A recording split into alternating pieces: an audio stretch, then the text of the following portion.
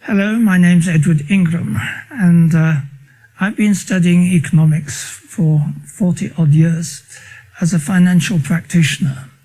I was very unhappy with the way my customers, my clients, were being thrown out of their houses by the way in which mortgage finance was arranged. And a lot of other things, contracts that I was offering them, were not satisfactory. So I decided to do something about it. And I've written this book. It's called What is the Ingram School of Economics and Why is it Essential? Well, it's essential because of that.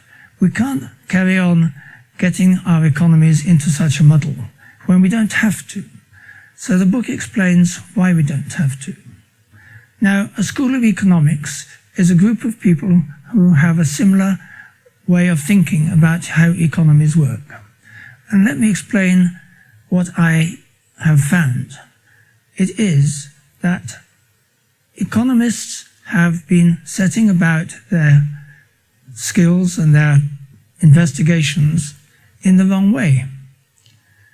If you were an engineer and you were designing an aeroplane, which you could say is a complicated system like the economy is, you would design it so as to fly more or less by itself without a pilot. After that, you would put the pilot in and the management system, and it would not be difficult to train the pilot to fly it. Economists have done this the other way round.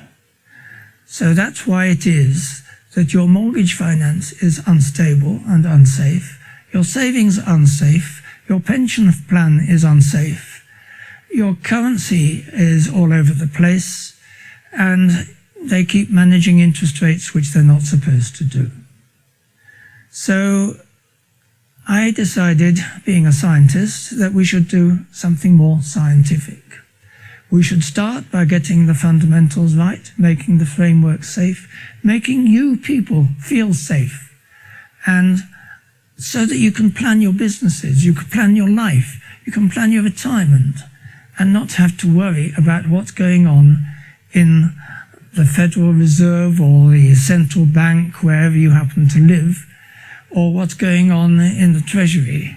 At least not too much, because Treasury's job or the government's job is usually to take some money from these people and give it to those people, which always disturbs people, but that's their job.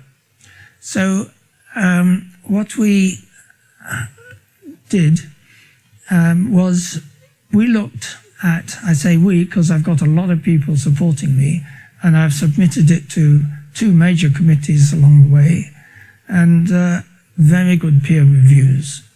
So what we've done is we've applied this scientific method of saying, now, what are the principles that we need to follow? It starts with something that the most famous economist of modern times said. His name is John Maynard Keynes. And in 1923, he said, basically, that if all prices were to double and all incomes were to double, and all costs were to double and all asset values were to double, that is, if money was to halve in value, then everybody would be basically unaffected. Now, we don't have that. If money falls in value, it doesn't have to double in a year. If it falls in value and over time